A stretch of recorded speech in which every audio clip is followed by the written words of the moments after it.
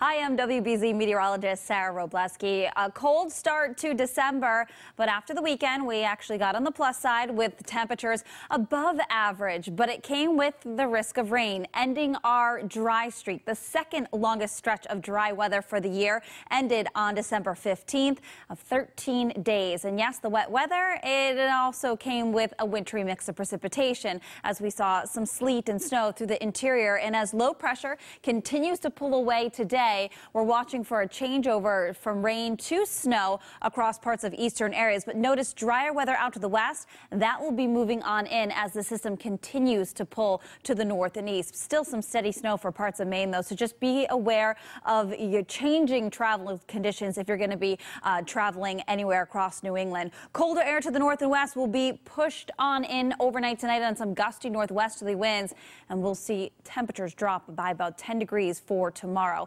Temperatures now in the 30s, but again, close to freezing in some spots, so some slick spots out there. Visibility may be reduced with some quick snow coming on through, but likely going to push on out of here, and patchy coatings at best. Temperatures still above freezing down across the southeast. So as the system pulls away, winds will begin to get quite breezy out of the west-northwest and help break apart some of the clouds, but I expect more clouds than clear skies as we go through the afternoon hours. By this evening, we do find decreasing clouds, and that secondary front that comes through dry really drops temperatures and allow for the winds to kick up for the day on Tuesday. So highs seasonable today in the 40s, but we'll watch for the 20s overnight with decreasing clouds, feeling like the single digits and teens. With that wind for tomorrow, highs only in the upper 20s, low 30s, but this is what it will feel like when you walk out the door in the morning. It will feel like the single digits in Worcester, feel like the teens pretty much everywhere else, and through the day that wind will be consistent and it will allow for gusts anywhere from 25 to 35 miles per hour,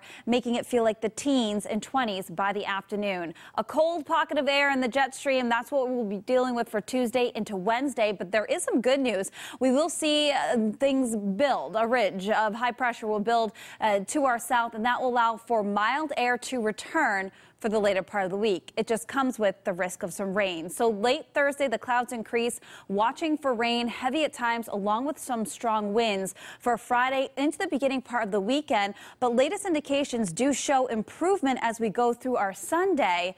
And I know everyone's thinking, well, what about a white Christmas? What are our chances? They look pretty slim right now. In fact, for a white Christmas, technically you need to have 1 inch of snow on the ground on Christmas morning, and the last white Christmas in Boston was back in 2009. What's interesting, it did snow last year. However, about 3 inches fell on Christmas Day after the 7 a.m. measurement. You need to have that inch on the ground before 7 o'clock. There is a clipper system in one of our computer models that may produce some snow on Christmas Eve, but that would be our only slight chance. Right now, though, I am keeping it dry. So that 7-day forecast does feature a drop in temperatures midweek before mild air returns.